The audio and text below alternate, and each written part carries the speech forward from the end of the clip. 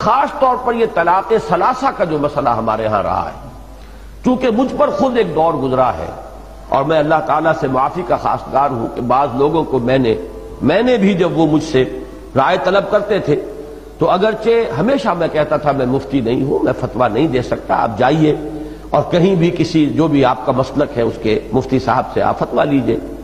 لیکن یہ ہے کہ اس قدر پریس کرتے تھے لوگ۔ اب تو کچھ عرصے سے میں نے بالکل اس فیصلے کے اوپر جو ہے سختی کے ساتھ عمل شروع کر دیا ہے کہ میں قطعاً اس میں اپنی رائے بھی ظاہر نہیں کرتا،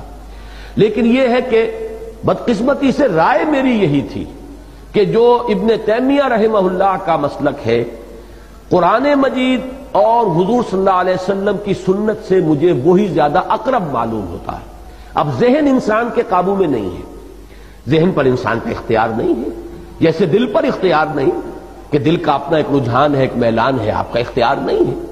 بلکہ یہ کہ میلان اگر کسی غلط رخ پر ہے اور آپ اپنے یعنی پوری قوت ارادی کو بروئے کار لا کر اسے روک رہے ہیں تو یہ آپ کا مجاہدہ ہے، باطنی مجاہدہ، جس پر کہ اللہ تعالیٰ آپ کو بہت بڑا اجر و ثواب عطا فرمائے گا۔ اسی طرح ذہن جو ہے وہ بھی انسان کے اختیار میں نہیں، ذہن میرا یہی رہا۔ مجھے جب یہ معلوم ہوا کہ چاروں ائمہ ہمارے یعنی چاروں فقہی مسلک جو ہیں، احناف بھی اور حنابلہ بھی اور شوافع بھی اور مالکیہ بھی، سب کا متفق علیہ مسلک یہی ہے کہ جب 3 طلاقیں ہو جائیں، چاہے وہ ایک ہی بار دی گئی ہو، تو وہ طلاق مغلظ ہے، اگرچہ بہت بری ہے، بہت ناپسندیدہ ہے،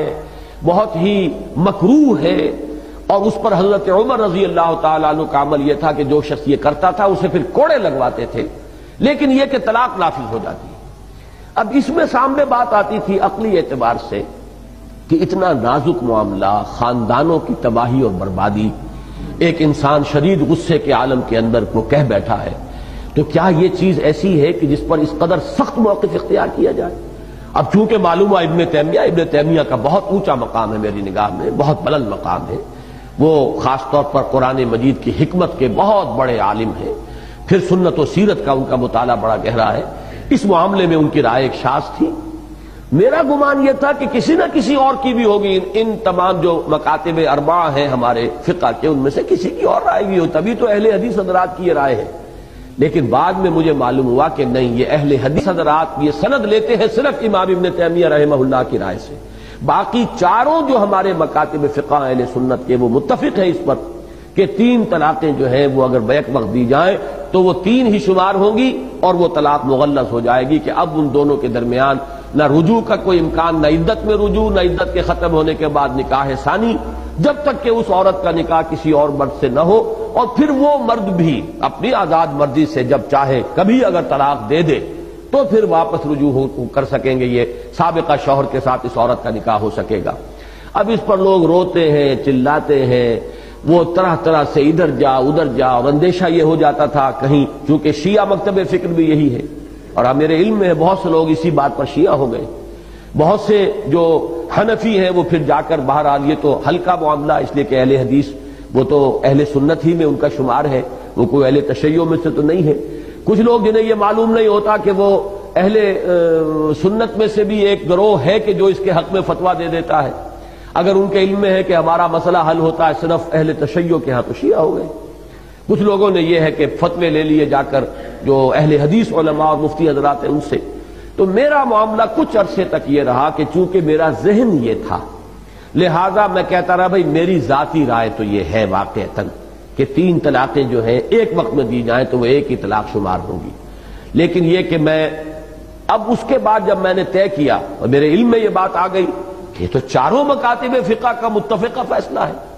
تو پھر میں نے طے کر لیا تھا کہ میں ذاتی رائے بھی کسی کے سامنے پیش نہیں کروں گا، اور میں نے اس کے بعد الحمدللہ کہ کسی کو ذاتی رائے نہیں دی، بہت ہی بلنٹلی میں کہتا رہا ہوں کہ نہیں، میرا اس معاملے کے اندر میں آپ کو نہ اپنی ذاتی رائے بتاؤں گا، نہ میرا کوئی فتویٰ، جائیے اور فتویٰ لیجئے، جس پر بھی آپ کا دل ٹھکتا ہو فتویٰ لے لیجئے۔ لیکن اب میری رائے جو بن چکی ہے وہ میں در حقیقت اس کی وضاحت کے لیے میں نے اتنا وقت آپ کا لیا ہے، وہ یہ ہے کہ پورا انشراح ہے مجھے اس پر کہ یہی حق ہے، البتہ اس کا جو دوسرا پہلو ہے بدقسمتی سے وہ ہمارے سامنے نہیں ہے، جس کی وجہ سے ساری کمپلیکیشن اور پیچیدگیاں پیدا ہوئی ہیں۔ وہ دوسرا پہلو یہ ہے کہ سزا تعزیر کے درجے میں معین کی جائے ان لوگوں کے لیے جو یہ حرکت کر بیٹھتے ہیں، جیسا کہ میں نے کہا تھا پچھلی مرتبہ